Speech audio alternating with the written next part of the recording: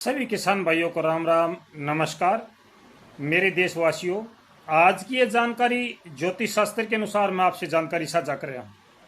देश में बारिश की काफ़ी कमी इस समय चली हुई है। अगर बारिश हो भी रही है तो वो बंदरबाट है, कहीं पर हो रही है कहीं पर नहीं हो रही है। इसके चलते हर किसान भाई ये जानना चाहता है कि बारिश होगी या नहीं होगी, हम इंतज़ार करें या ना करें। क्या ऐसा तो ना हो कि हम आज दूसरी फसल की तैयारी कर दें और बाद में बारिश हो जाए और वो बारिश हो तो हमारी ये फसल भी खराब हो जाए। किसान भाई काफ़ी असमंजस में इस समय चला हुआ है। बारिश का सही से आंकलन कोई भी नहीं कर पा रहा है। किसान ये जानना चाहता है कि बारिश होगी या नहीं होगी, होगी तो कब होगी और कितनी होगी। अगर नहीं होगी तो कोई बात नहीं, ना होने दो। लेकिन अगर बारिश हो जाए, अब किसान भाइयों ने लटक झटक के बड़ी मेहनत से अपनी फसल की बिजाई तो कर दी, लेकिन बारिश की कमी के कारण वो फसल भी खराब होने लग रही है। अब किसान क्या सोचता है कि भाई अगर ये मेरी फसल नहीं हुई तो मैं अगली फसल की तरफ आगे बढ़ूं या फिर इसी मौसम का इंतज़ार और करूं ताकि बारिश हो जाए, मेरी फसल फिर से लहला उठे। ये बात आज हर किसान भाई के दिमाग में चल रही है। मैं भी एक किसान हूँ, मेरे को पता है। तो किसान भाइयों, काफ़ी बेसब्री से इंतज़ार बारिश का है और बारिश है कि नज़र नहीं आ रही है। आज मैं ज्योतिष शास्त्र के अनुसार अगस्त और सितंबर माह में किस प्रकार का मौसम रहेगा, मंदा तेजी क्या रहेगी, मार्केट शेयर बाजार में क्या रहेगा, देश और जनता के लिए किस प्रकार का माहौल रहेगा, ये ज्योतिष शास्त्र के अनुसार मैं आपको जानकारी साझा करूंगा। इससे पहले भी मैं आपसे ज्योतिष शास्त्र के अनुसार जानकारी साझा कर चुका हूं, जो काफ़ी हद तक अभी तक सही और स्टिक बैठी है। जो मेरे भाई पहले से मेरे साथ जुड़े हैं उन सबको पता है कि हमने जो जानकारी दी है वो ठीक है गलत है। मैं नहीं कहूँगा इस बारे में। सबसे पहले बात करें अगस्त माह की। अगस्त माह में 2 अगस्त यानी कल बदी चौथ है, रविवारी है, और मिथुन में मंगल का प्रवेश होगा। मिथुन राशि में मंगल ग्रह का प्रवेश होगा। 1 मास के अंदर आकाश में बादल प्रबल रूप से हों, आकाश में बादल बहुत ज्यादा होंगे 1 मास के अंदर, यानी कि अगस्त में बादलों का आवागमन काफी रहेगा। 1 मास के अंदर लाल वस्तुएं गुड़, खांड, चीनी, अलसी, अफीम, तांबा, घी, रुई, गुआर, मसूर आदि में गड़बड़ से अच्छी तेजी ला सकती है। 6 अगस्त बदी अष्टमी गुरुवार से सभी प्रमुख बाजारों में गड़बड़ से मंदी का रुख रहेगा, मंदी आ जाएगी। 8 अगस्त को 10वीं रोहिणी युक्त होने से अनाजों में घोर तेजी कारक है। 10 अगस्त के बाद में 8 अगस्त के बाद में फिर से तेजी आ जाएगी। सावन पहले पाख में 10वीं रोहिणी होए, महंगा अनाज अरु जल बिरला विले से कोई, यानी कि अगर सामण के महीने में और पक्ष शुक्ल पक्ष में किसी भी पक्ष में 10वीं आ जाए, उस दिन की बता रहे हैं। यह योग वर्षा में कमी करता है, यानी कि अगस्त माह में बारिश की कमी के योग हैं। 12 अगस्त को बुधवारी मावस है 12 अगस्त को, ये उपज की कमी करेगा, फसलों को नुकसान होगा, उपज की कमी होगी और महंगाई बढ़ेगी। 3 दिन के अंदर चने में तेजी के झटके संभव हैं, यानी 12 अगस्त के बाद में चने में तेजी आनी शुरू हो जाएगी।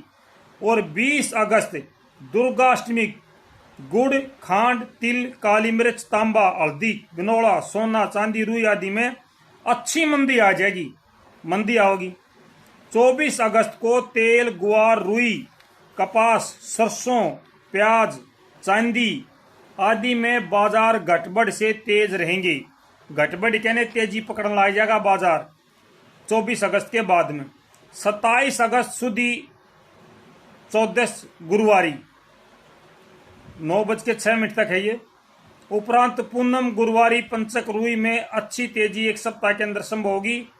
रुख देखकर काम करें। 28 अगस्त शुक्रवारी पूनम सतभिक्षा होने से फसलों को नुकसान करेगा, आगे सर्व व्यापारिक वस्तुओं में घोर तेजी ला सकता है।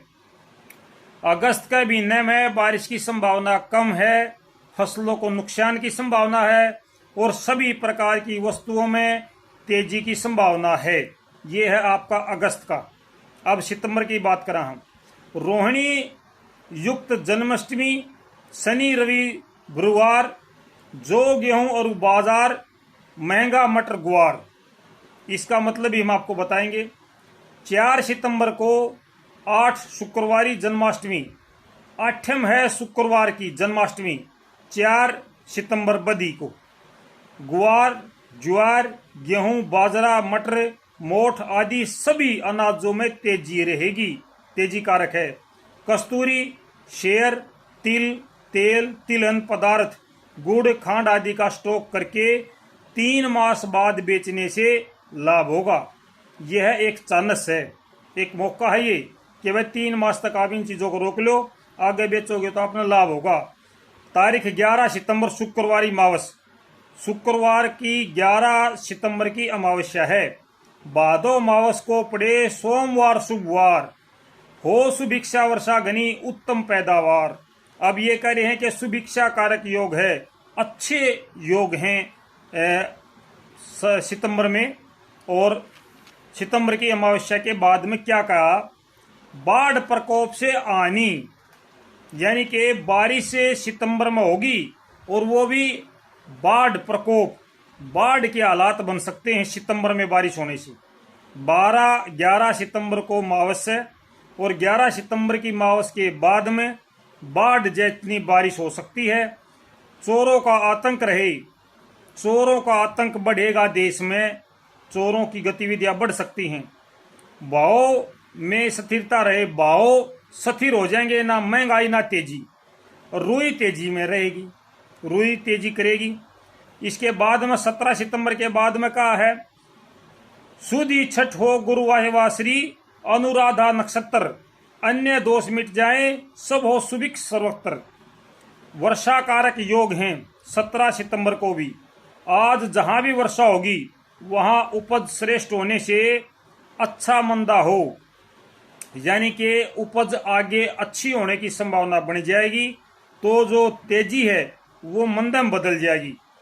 आकाश खुला रहे अर्थात वर्षा ना हो तो तुरंत ही प्रमुख वस्तुओं में घोर तेजी।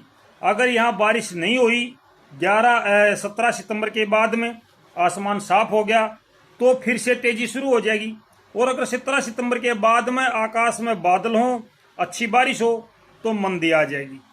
आगे क्या लिखा है, 22 सितंबर शुद्ध एकादशी, 22 सितंबर को एकादशी है, मंगलवार की है।